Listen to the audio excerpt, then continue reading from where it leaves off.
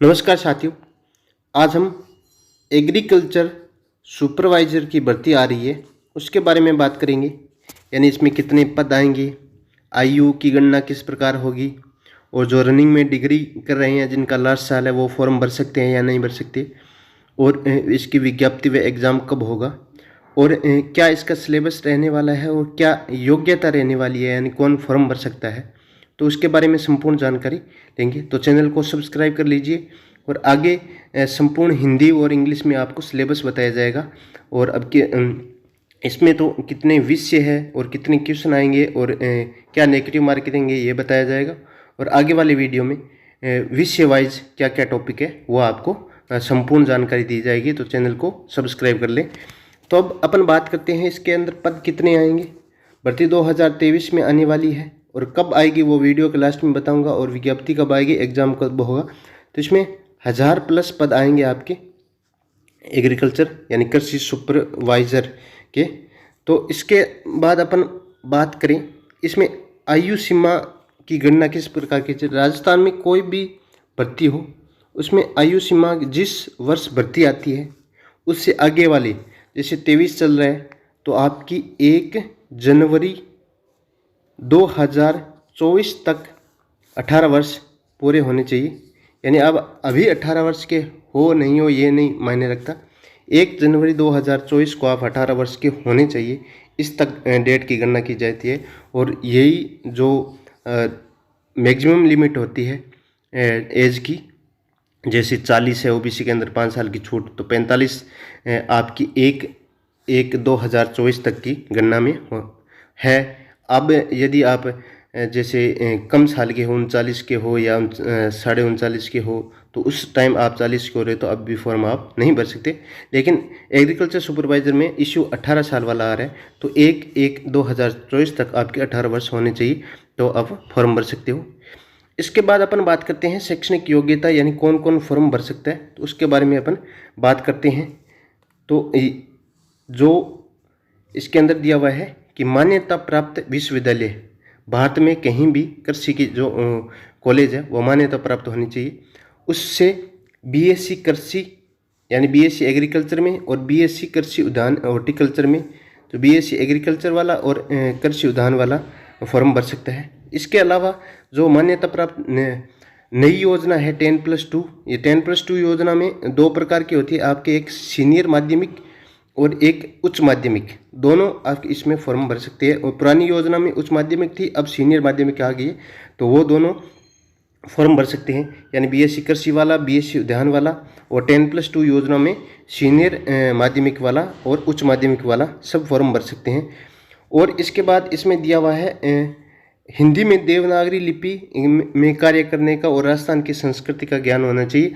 ये जो राजस्थान से बाहर वाले फॉर्म भरेंगे उनके लिए है, यानी उनके 10th में या 8th में हिंदी कहीं ना कहीं रहनी चाहिए। लेकिन ये कोई मायने नहीं रखता है इसके अंदर, ये तो कहीं से भी आप बनवा सकते हो। और राजस्थान वालों की तो हिंदी रहती है, तो कोई दिक्कत आने वाली नहीं है इसमें। सीधा सीधा योग्यता देखें तो ये बीएससी कृषि उद्यान 10+2 योजना में सीनियर माध्यमिक और उच्च माध्यमिक में, पुरानी योजना में उच्च माध्यमिक की होनी चाहिए। इसके बाद अपन बात करते हैं जो रनिंग में चल रहे हैं, लास्ट ईयर वाले हैं, वो फॉर्म भर सकते हैं या नहीं भर सकते।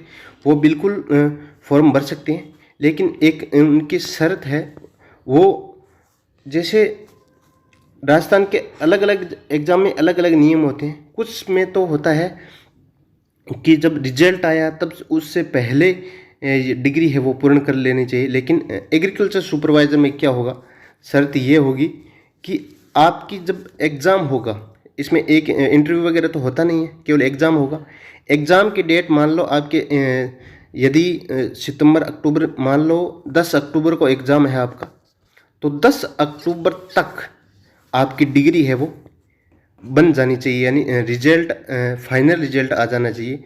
10 अक्टूबर के बाद के जैसे 12 अक्टूबर या आपके नवंबर में या दिसंबर में यदि आपकी डिग्री बनी है तो आप एलिजिबल नहीं होगी। एग्ज़ाम से पहले तक आपकी डिग्री कंप्लीट हो जानी चाहिए, रिजल्ट आ जाना चाहिए, तो वही इसमें एलिजिबल होंगे। पेपर तो दे सकोगे, लेकिन यदि आपके जैसे एग्ज़ाम डेट के बाद की डिग्री होगी तो वो आप उसमें बाहर कर दिए जाओगे। तो ये ध्यान रखना है, जिस दिन आपकी एग्रीकल्चर सुपरवाइज़र का एग्ज़ाम होगा उससे पहले आपकी डिग्री पूरी हो जानी चाहिए, यानी उससे चाहे एक दिन पहले हो जानी चाहिए। यह होता है रनिंग वालों के लिए एग्रीकल्चर सुपरवाइज़र में। और एज का बता दिया, पद कितने हैं वो भी हो गया। और अब इसमें बात करते हैं आपके सिलेबस क्या क्या रहने वाला है और क्या नेगेटिव मार्किंग रहेगी और प्रत्येक क्वेश्चन कितने नंबर का होगा और कौन कौन से विषय है उसके बारे में अपन बात करते हैं।